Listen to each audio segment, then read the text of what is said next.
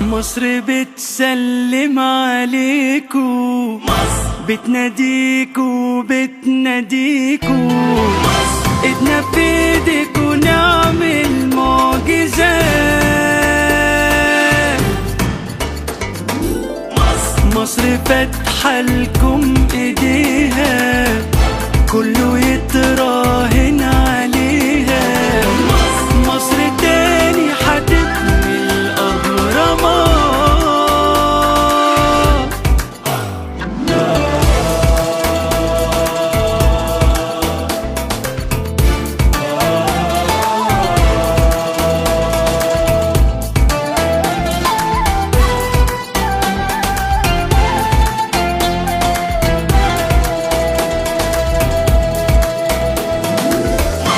It's the land of inspiration and the cradle of civilization. Egypt is the great gift of the Nile. With more work and dedication, and with the people's love and devotion, Egypt will be rising once again.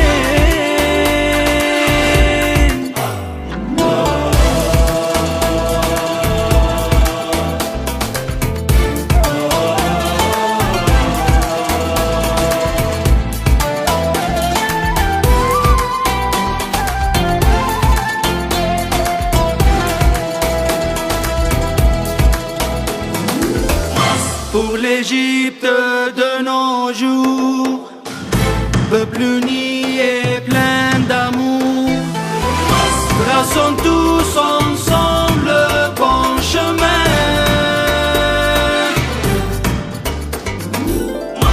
Écrire une glorieuse histoire d'une vie prospère et pleine d'espoir. C'est ainsi que nous croyons demain.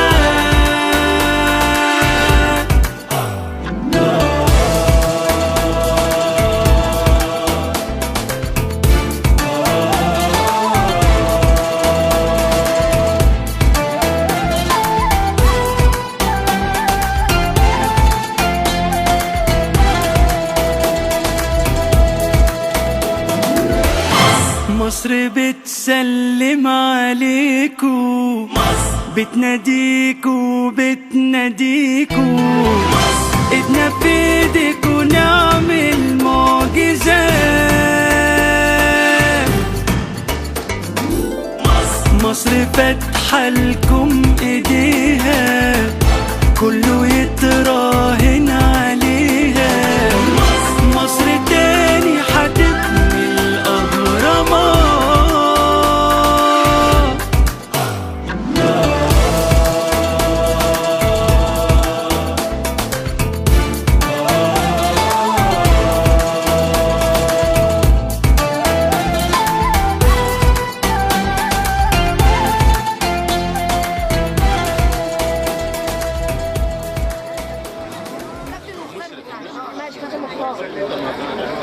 الكلمة الآن للأستاذ المحاسب القانوني الأستاذ محمد شحاتة رائد دورة.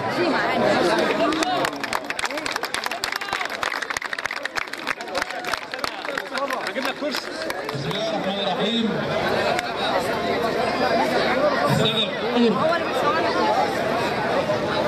عايزين بس قبل ما نبدأ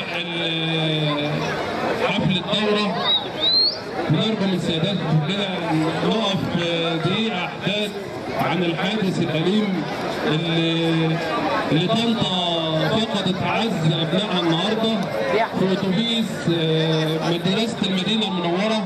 فرجاء منكم كده إن شاء الله هي أحداث بس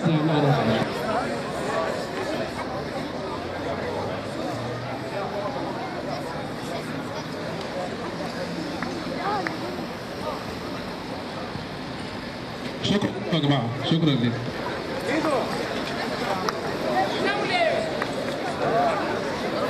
احنا النهارده فقدت طنطا ابناء مدرسة المدينة. كانوا طبعا في رحلة إلى القاهرة واحنا بنعزي كل اولياء الامور، بس يعلم الله ان احنا ما كناش عندنا خلفيه بالحادث غير من نص ساعه، وكنا موضبين حاجات كتير قوي، في فقرات فنيه وفي تنوره وفي فرق شعبيه وفي حاجات كتير، بس طبعا للحادث الأليم ما نقدرش ان احنا نعمل اي حاجه، ولولا الجمع الكبير اللي انتم مشرفينا فيه النهارده لكان لغينا الدوره اساسا يعني. احنا بنعزي كل للمره الثانيه والثالثه والرابعه، واحنا متابعين اخبار الناس كلها، والعزاء عامه هيطلع من جامع مسجد عواره بعد العشاء على طول مباشره، وبنتمنى لاهالي الطلبه الصبر والسلوان.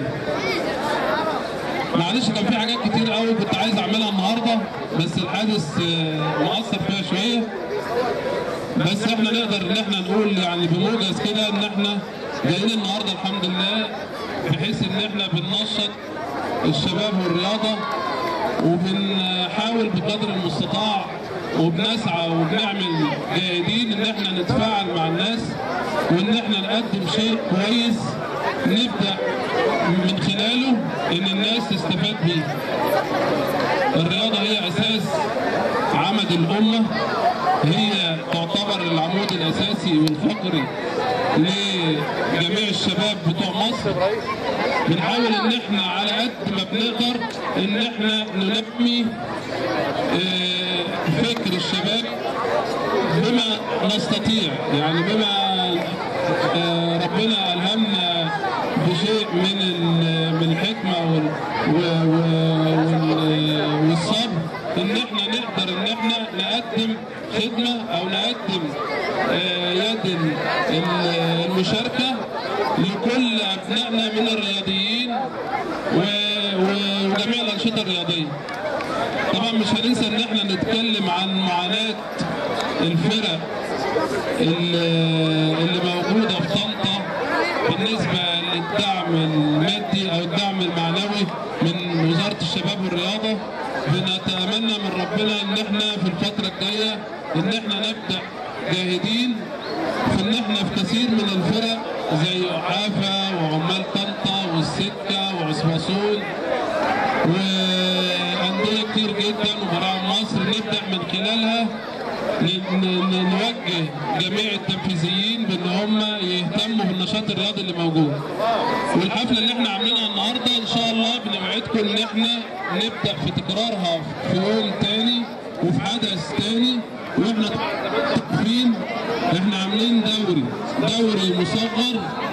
طبعا وفي الدوري العام عاملين دوري مصغر، الدوري ده مكون من تحت 16 سنه وفوق 16 سنه وفوق 35. الدوري مكون من حوالي 100 فريق،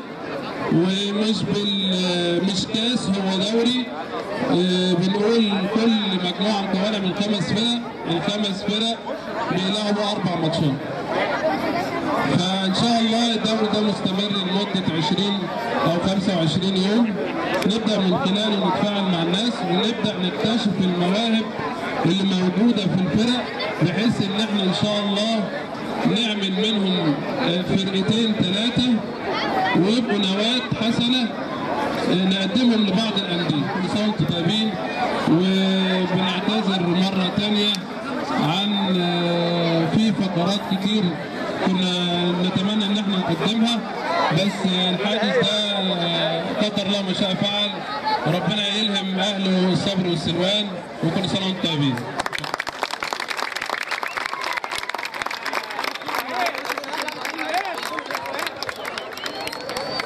شكرا جزيلا للاستاذ المحاسب القانوني الاستاذ محمد.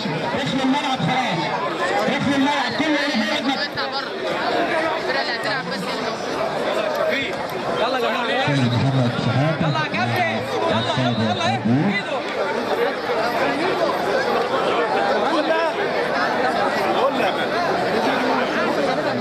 عسكريه. ومعاكم النجم الكبير او الاعلام الكبير الدكتور ايهاب الكوم.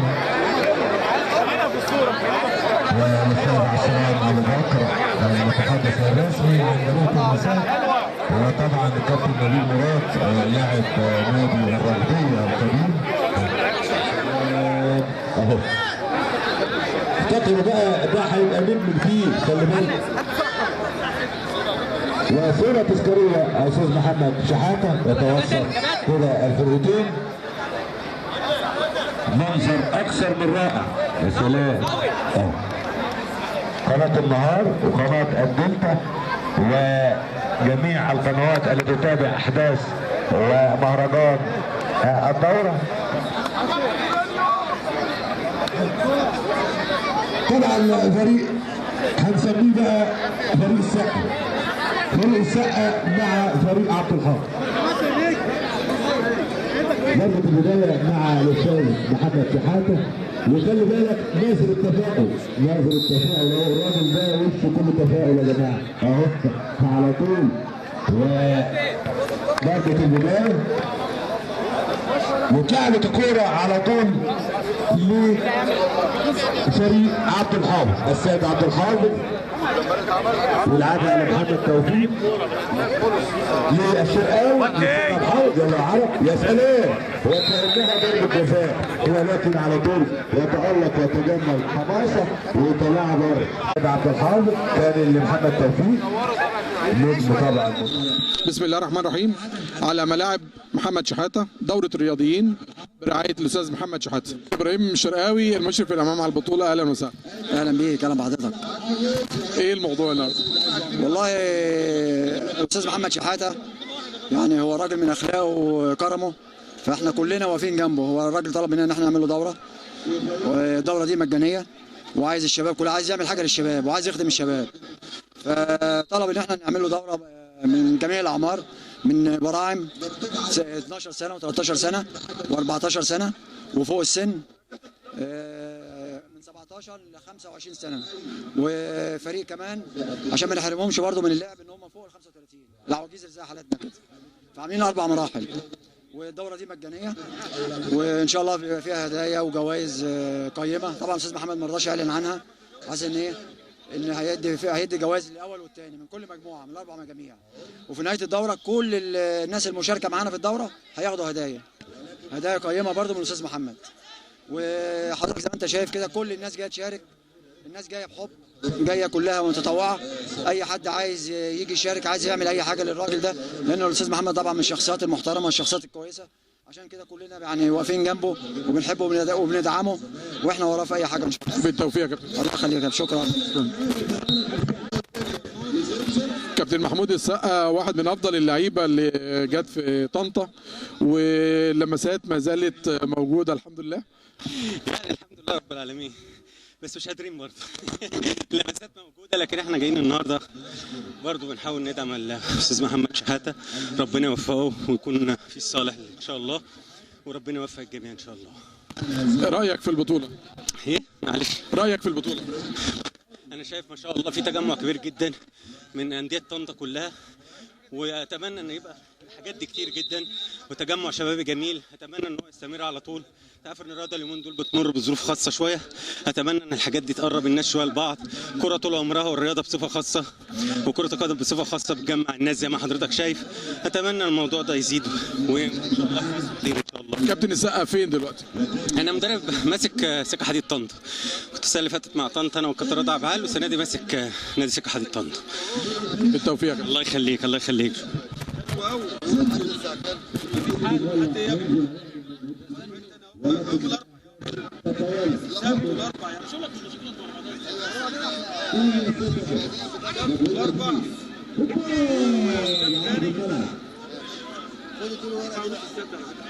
كابتن ياسر عجور واحد من حكام منطقة طنطا الغربية سابقا، ومدرب فريق نادي أحافة حاليا. أهلا وسهلا بك. احنا بنشكر برنامج السهره الرياضيه، بنشكر حضراتكم لوجودنا معانا في طنطا هنا للمشاركه في المهرجان اللي عمله الاستاذ محمد شحاته. واحنا يعني من الناس اللي بنحب الاستاذ محمد شحاته، وهتبقى دوره ناجحه وهيبقى راجل كويس في مجلس الشعبي ان شاء الله. واحنا كل الرياضيين في طنطا حضرتك بنشارك الاستاذ محمد شحاته هذه الدوره وهذه التجمعات في مدينه طنطا. انا ياسر عجور حضرتك مدرب نادي احافه، وكنت حكم في منطقه الغربيه لكره القدم، ويسعدني ان انا اشارك مع الاستاذ محمد، ويسعدني ان انا اكون مع حضرتك في برنامج السهره الرياضيه. اهلا وسهلا بيك. يا اهلا بيك يا فندم. رايك في الدوره؟ هي يا فندم شكلها هتبقى دوره ناجحه ان شاء الله، بكم العدد الكبير بتاع اللي متجمع ده. اغلبيه رياضيين طنطا كلهم قدامى طنطا، نادي طنطا، وقدامى نادي زيوت طنطا، وقدامى نادي احافه، وقدامى من جميع انديه طنطا، براعم مصر، عمال طنطا، جميع انديه طنطا، مدربين واداريين ولاعيبه حضرتك متواجدين للمشاركه مع الاستاذ محمد شحاته في المساهمه بنجاح الدوره، وان شاء الله هتبقى دوره ناجحه يا فندم باذن الله. ان شاء الله. ان شاء الله يا فندم. شكرا. متشكرين يا فندم لحضرتك يا فندم. خلي بس السلام عليكم. قناه الدلتا. كابتن هبه مدرب نادي سبورتنج كاسل للنساء، اهلا وسهلا. تشرفنا يا فندم. مفاجاه لينا ان احنا نشوفك النهارده. والله احنا النهارده في تجمع رياضي، وحبينا ان احنا نكون مشتركين عشان بالاخص نوصل رساله لدكتوره سحر الهواري في القاهره ان الغربيه مشتركه في كل المجال بالنسبه لكره القدم. انتم مشاركين كفريق رسمي ولا جايين استعراض؟ ان شاء الله من السنه الجديده هندخل باسم نادي سبورتنج كاسل، وطبعا مشتركين بنتابول نادي العمال، وان شاء الله اللي جاي احسن. بالتوفيق يا كابتن. ان شاء الله. كابتن مسعد مذيع البطوله والمهرجان، اهلا وسهلا بيك. اهلا بيك يا كابتن. اهلا بيك. لما هي في التعليق وكده فينك؟ والله موجوده يا كابتن، ولكن هي المتعه الحقيقيه ان هي كره القدم ممتعانا بالجماهير. ان شاء الله يرجع الامن والامان تاني، والكره المصريه ترجع، والدوري يرجع، ودوره على اعلى مستوى بقياده المتحدث الرسمي عنها الاستاذ محمد شحاته، عامل شغل جامد جدا على مستوى انحاء الغربيه كلها. وطبعا لبى الدعوه الاستاذ ايهاب الكوم، الدكتور ايهاب الكوم الاعلامي الكبير، الاستاذ عصران ابو بكر، وضيوف ولاعيبه طنطا القدامى اللي عملوا مهرجان كبير، والكابتن عبد الله الصاوي، وكابتن سيد عبد الحافظ، كباتن كتيره متعونا وشفناهم كلنا ان شاء الله النهارده، واتفرجنا على مباراه كبيره من قدامى طنطا. اهلا بك يا كابتن. شكرا. على ملاعب محمد شحاته بطنطا يشارك ما يقرب من 1200 لاعب، 96 فريق تقريبا. دورة لمدة 10 أيام، جوائز مقدمة من أستاذ محمد شحاته. إن شاء الله احنا معاكم قناة الدلتا الفضائية، برنامج السهرة الرياضية لمدة 10 أيام إن شاء الله. هنغطي أحداث البطولة من أولها لآخرها، ونتمنى إن شاء الله تستمتعوا بالبطولة. شكرا. يا سلام، هدف جميل تاني، هنشوفها تاني واحده والثانيه، وبعرض الملعب لسه بقول لحضراتكم الكرات العرضيه الطريق السريع الى دوري ملاعب شحاته لكره القدم 2015 برعايه المحاسب القانوني الاستاذ محمد شحاته الغني عن التعريف، ابن طنطا طبعا. كابتن رافع البدري، سهرة الرياضية شوفين ان شاء الله النهارده الساعة 9.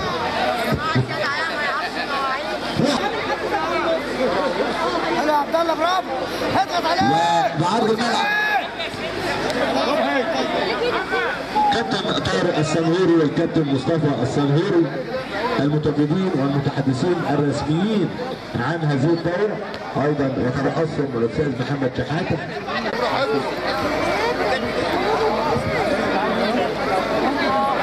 تاني ناصر يحيى يلعبها محمد تاني ناصر يحيى خطرة، ولكن يدعى الفريق الساعة 9 مساء. عبد مصطفى السنهوري كل التحية. يلا هلا قول يا هلا.